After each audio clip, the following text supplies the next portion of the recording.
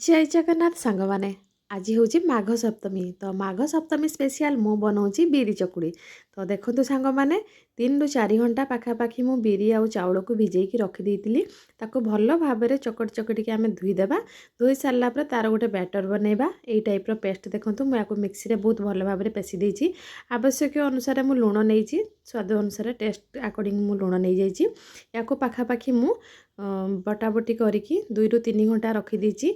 ता द्वारा कौन हम बिरी चाउल आ लुणर गोटे भल फर्मेंटेशन हम पिठाटा आमर पूरा तुलतुला नरम केक भाया फुलिब। देखंतु बैटर थिकनेस एतिकी ही रहिबो बेसी पतला करिवेनी कि बेसी मोटा करिवेनी। जदि पतला करूचंती तो बैटरटा आमे फटाफट बाटी सारला परे ही बनैबा। आ जदि मोटा करिबा 2-3 घंटा रखिदेबा तो बिल्कुल भी आमर पतला पिठा उठिबनी ता द्वारा आमर तवा खराब हो जिवो।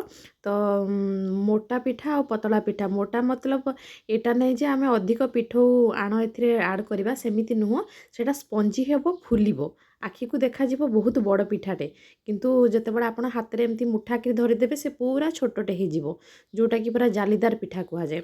तो यही टाइप्र पिठा बनवाई आम आणटी को बाटिकी पाखापाखि 2-3 घंटा कि 4 घंटा ताकू रखा पड़ो ता द्वारा यही टाइप्र ही पिठा बनब। आदि आप पूरा सरू सरू नख भाया जदि पतला चकुड़ी चाहूँगी तो पिठाटी को आप बाटी सारा पर ही आपण ताकू चकुड़ी बनई पारे। तो सांग मैंने देखूँ मु बनाऊँगी 2-3 घंटा पर पूरा बढ़िया भाव में मोर बिरी चाउल फर्मेंटेशन होती अच्छी केते सुंदर होती। गोटे टंका पिठू मुझे ऐड कर देची। तावा गरम है से मुझे रिफाइन तेल आपड़ जब भी चकुड़ी पिठा जेकोसी चकुड़ी पिठा बनाऊँ आप रिफाइन तेल ही यूज करेंगे सोरिष तेल बिल्कुल देवेनि। सोरिष तेल टे अलग फ्लेवर आसीज सोरिष सोरिष स्मेल हे चकुड़ीटा। तो रिफाइन तेल गरम है मु आण ऐड करची देखूँ गोटे डंकी ही मुझे आण देची। तावा को फास्ट तो आप भल भाव में गरम करुवे नचेत पिठाटी उठिबनी तल साइडटा गोटे दरसीजा दरसीजा टाइप्र रहिबो भल हबनी पिठा।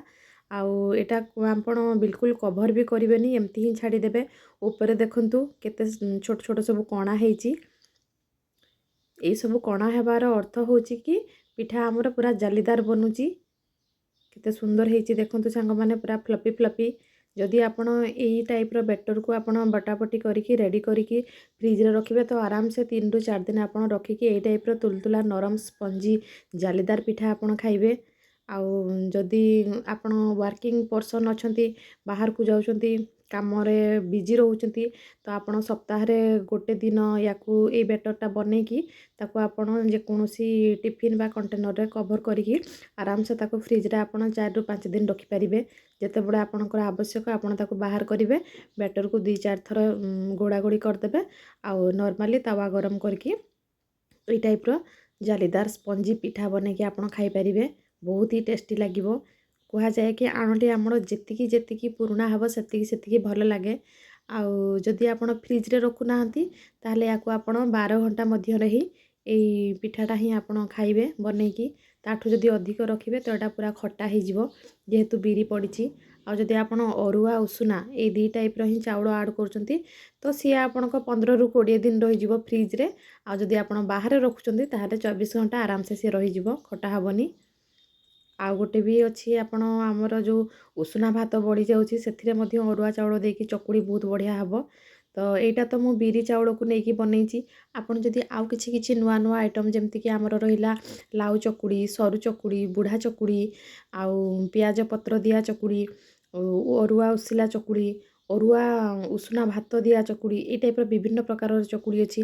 आपन जदि ये सब शिखा चाहूँगी जानवा चाहूँगी तो निहाती सांग माने मो सहित लिंक रे रुहतु मोर सब वीडियो को आपन फॉलो करंतु देखंतु मु गोटे गोटे करी फेस वाइज सब जिनस आपन सहित शेयर करेबी देखेबी। तो फाइनली गोटे साइड है मु ताकू ओल्टई देइथिली पाखापाखि पिठाटी मोर 2-3 मिनिट टाइम नेइची। तो होगला देखंतु सांग माने चकुड़ी पिठा बहुत बढ़िया है। ता सहित मु नेइची गुगनी आउ जेहेतु एटा मु सखाळर ब्रेकफास्ट बनौतिली तेणु कि टिके चेरी आउ टिके अंजीर आउ आपुल टिके नेइची। आउ आपन तो जानचते मु बहुत हेल्थ कॉन्शियस तो से टिके फ्रुट्स मु ऐड करची खाइबा पई। तो आपण ये चकुटी जहाँ सहित भी खाइबे बहुत टेस्टी लगे सांग माने बनातु खातु खुआतु केमती लगिला कमेंट शेयर लाइक करंतु।